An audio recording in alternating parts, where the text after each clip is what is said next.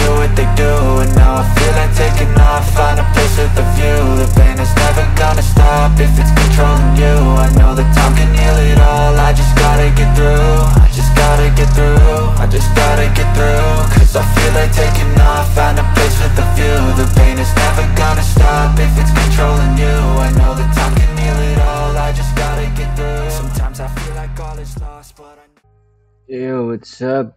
Peter ulit na ng JM Tattoo. Bali, may pyesa na naman tayong pagkakaabalaan ngayon. Mag-share na naman tayo ng mga tips and techniques dito sa pyesa na to. And by the way, Taiwanese client ulit ito. Yan. And for today's video, gagawa tayo ngayon ng Lion Floral. More on Lineworks Tattoo. Yan. And ipapaliwanag ko rin dito kung bakit mataas ang price ng isang Lineworks tattoo. Okay? Kaya tara, samahan nyo ako sa video na to and enjoy natin to. Let's go! Bali ngayon sa piyesa natin is Lineworks. Doon muna tayo sa needle. Ang needle ko rito is 9RL, 18RL, and 14RS, 9RS. Tapos sa shader, wala akong ginamit. Wala tayong shader dyan. Puro RL yan siya.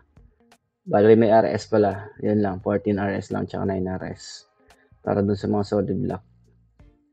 Hindi ko siya ginamitan ng pure RL kasi nga ayaw ko rin naman na magkabutas-butas yung full block na gagawin ko dun sa mga area na kailangan kong i-block.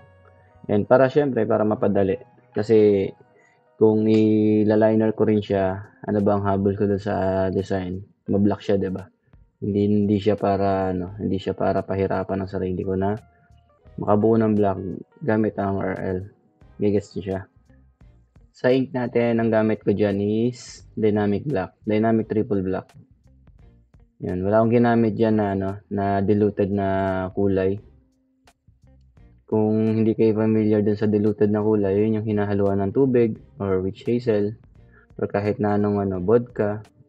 Yan, diluted kasi ang tawag doon. Ibig sabihin, hindi na siya pure pigment ng ink yung ginamit. Bali may mix na siya.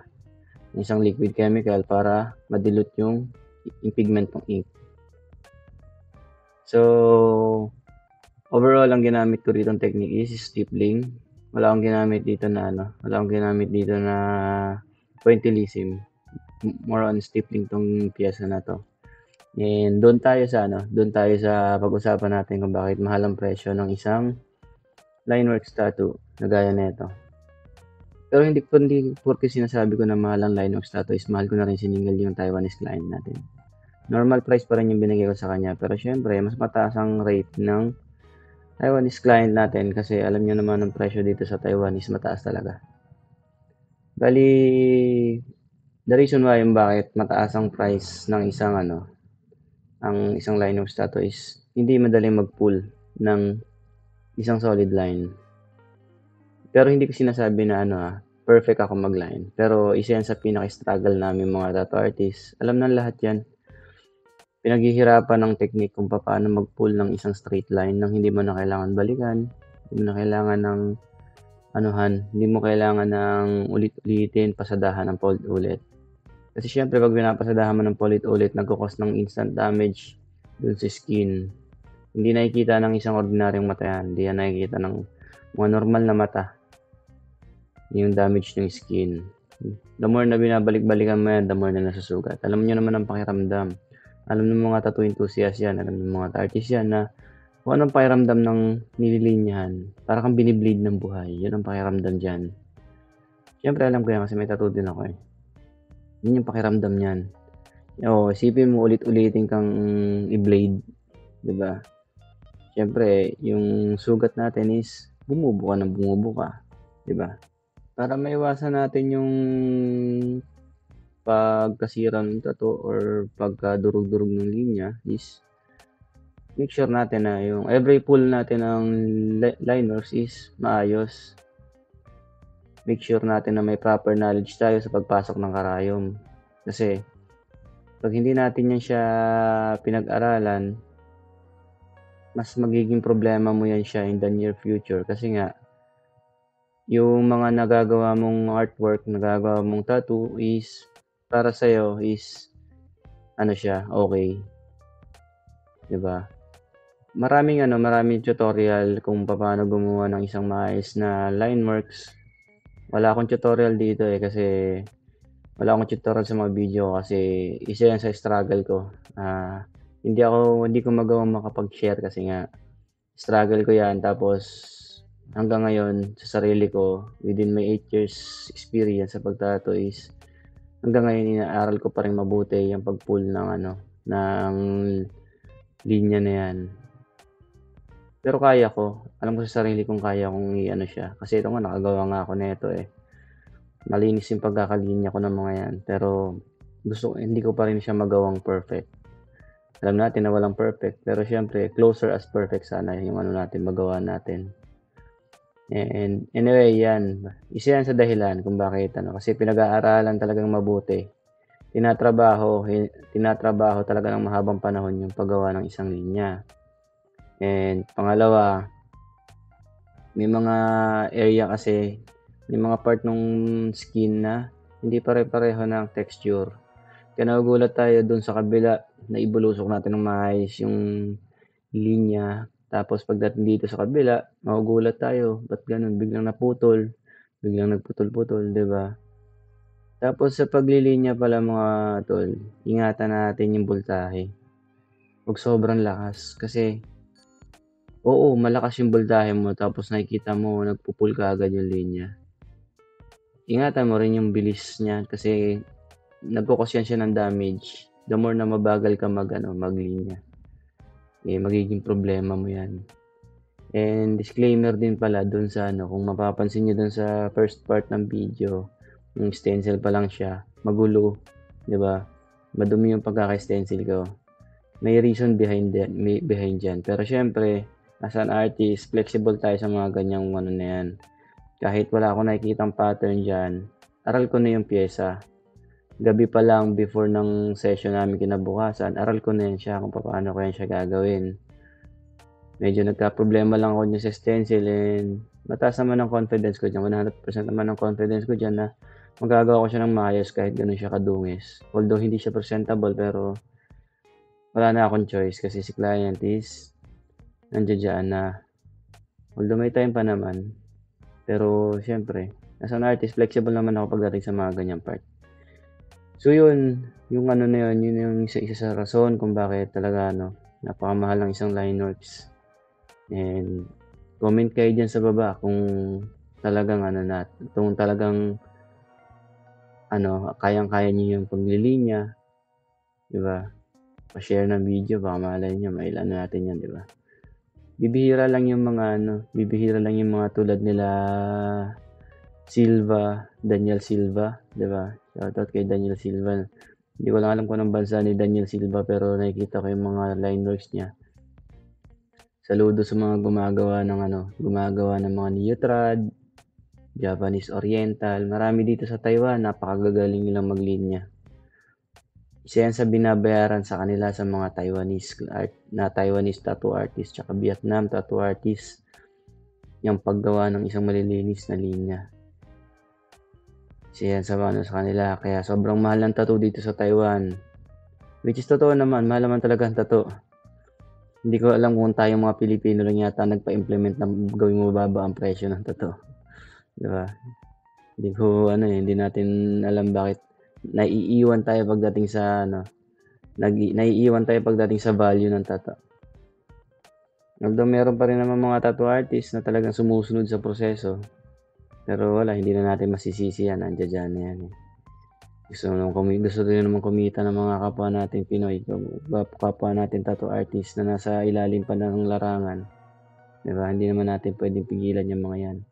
Kaya let's face the reality na nasa peak na rin naman tayo ng journey natin as ang tattoo artist.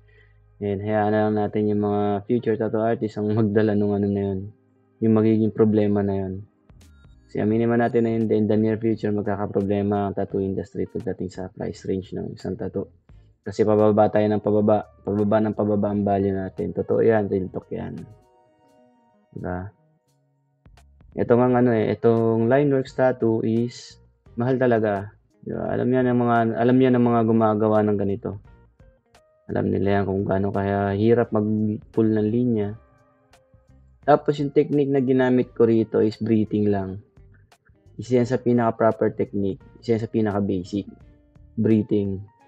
Pag alam mo mag-timing ng breathing, and syempre para si client hindi rin pumipitik-pitik kasi si client, ang mga kliyente natin pumipitik-pitik yan kapag nagugulat sa bulusok ng needle or mahaba tayo mag-pull ng linya. Nagugulat siya, may pitik yan minsan. Hindi nyo lang namamalayan, may pumipitik ang paa niyan. Pumipitik ang paa, pumipitik ang kamay, pumipitik ang part ng katawan pag nagugulat. Kaya minsan kakausapin nyo si client na abisuhan nyo na, "Sir, madam, sabay tayong huminga ha. Pagka binaon ko ang karayom, pigilan tayo ng konti ng hininga, sasabayan ko naman kayo sa pag-angat. Kasi hindi rin po ako hihinga kapag naglilinya ako." Yun, isa sa basic technique. Pero kung ayaw nyo naman kausapin si client, kayong bahala. Diba? Isa sa ginagawa kong technique para makapagawa ko ng isang maayos na linya.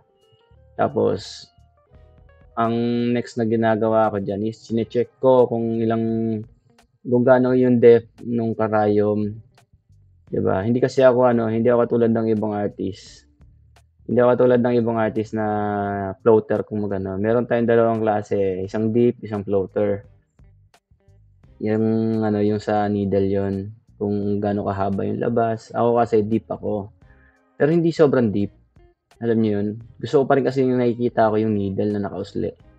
Nakikita ko pa rin kung saan siya tumatama, saan siya bumabaon. Yun.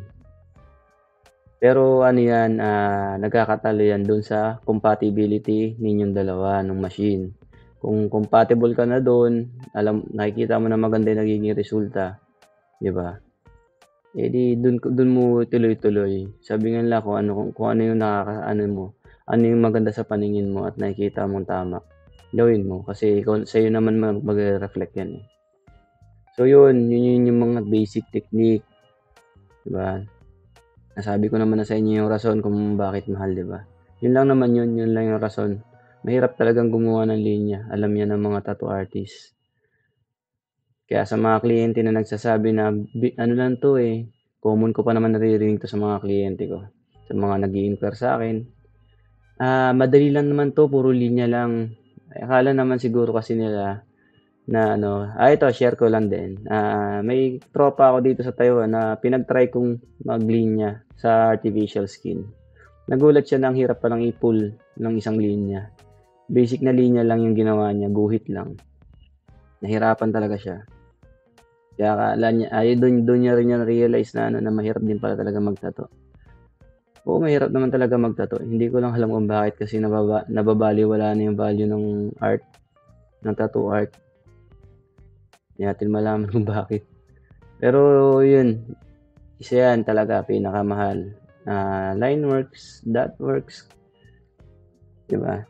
Pag nakagawa ako ng isang video about Dotworks, iano ko sa inyo, papakita ko sa inyo gaano kahirap, diba? Kaya dun sa mga kliyente na mga nag-i-inquire, mga tattoo enthusiast na sinasabi na basic lang naman to, linya lang to, huwag nyo nilalang kasi pinaghihirapan namin mga tattoo artists kung paano namin tinatrabaho ang inyong pyesa, diba? Hindi na kasalanan ng pangkalahatan kung sumablay man yung mga tattoo ninyo. Ano yan? Personal responsibility ninyo as client na humanap ng maayos na tattoo artist. Wag natin makakasanayan na doon tayo nagbabase sa presyo. Wag natin nakakasanayan na ito lang yung budget ko kaya dito lang ako sa artist na to. Unang-una, balat niya yan, permanente yan.